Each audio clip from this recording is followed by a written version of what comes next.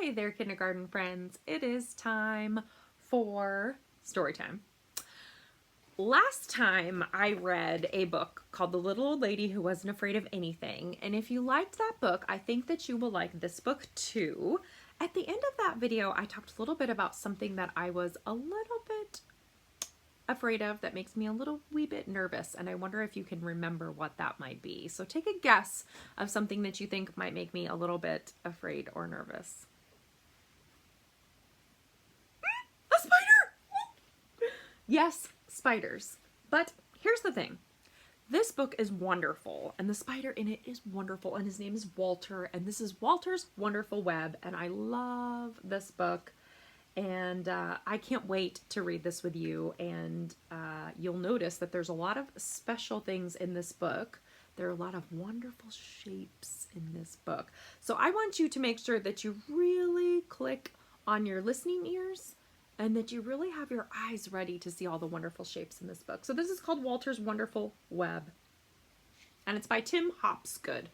Hopsgood, I love that name. Okay, Walter's Wonderful Web, and there's our friend Walter.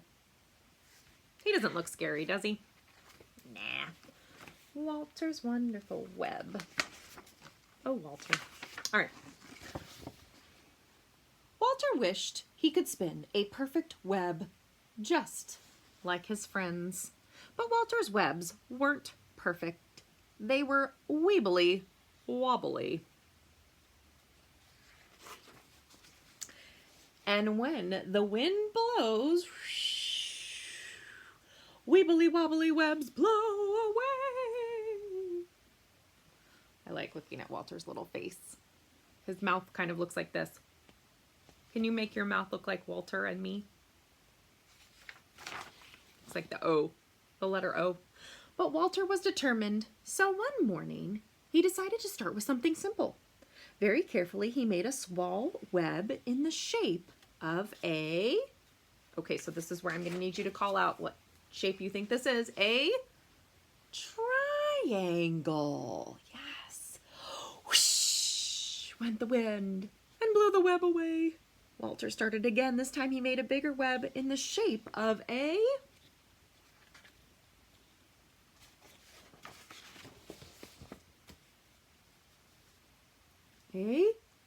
square.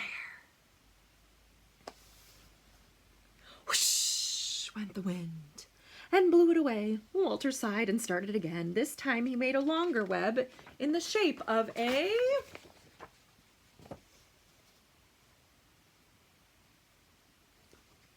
rectangle. If you guessed rectangle, kiss your brain. Rectangles, that's a little bit of a tricky shape. Whoosh went the wind and blew the web away. Oh, Walter sighed. Then he stretched his legs and made a taller web in the shape of a...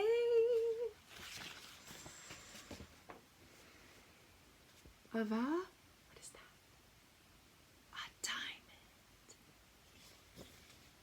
Whoosh, whoosh went the wind and blew that web away too. Well, perhaps my webs should be more round, thought Walter. Can you predict what shape he might do next if he wants to make something round? So he climbed up and down. He twisted and twirled.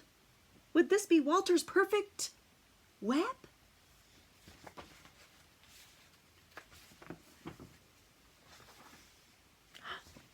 Nearly. It was not a perfect web, but it was almost a perfect... What shape, what shape, what shape? A circle. And it looked very strong. Whoosh, whoosh, whoosh went the wind. Oh, poor Walter hit the ground with a bump. Ba-doom. Whoa.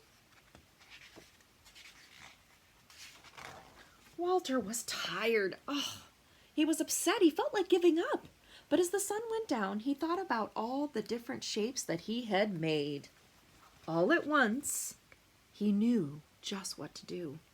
So he took a deep breath, and he set out to work. Can you show me what a deep breath might look like?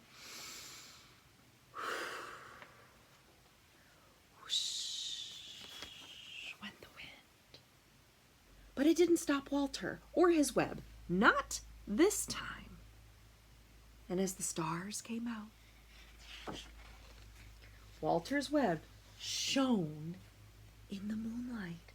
It was better than perfect. It was a truly wonderful web. I like it. If you can see one of his legs is yay raised up to the sky. Like, I did it. I did it. What do you look like when you are excited that you did something? Do you raise a hand in the air like Walter? These are all the shapes that were shown in this book. So you might recognize some of those shapes, some of the shapes from Walter's web. So I hope you liked this story about our friend Walter here. And I wonder if you've ever noticed any spiders outside your house or outside your apartment, or maybe you've seen them on your playground at school, or sometimes when I go to the park, I see spider webs, especially if it's the morning. Sometimes I'll see spider webs like on the slide, or sometimes I see spider webs outside on my porch, on my front porch in the morning. So I wonder, have you seen any spider webs in your neighborhood? You know, something that's really fun to do is drawing spider webs. So that could be something that you can do. And before we go, I want to show you one other book that I have. Now, the book that we read about Walter was called a fiction book, which means it's not necessarily a true story, but it's just a creative and interesting story about a spider. Now, it is really fun to read what's called nonfiction, so true story with lots of facts and information.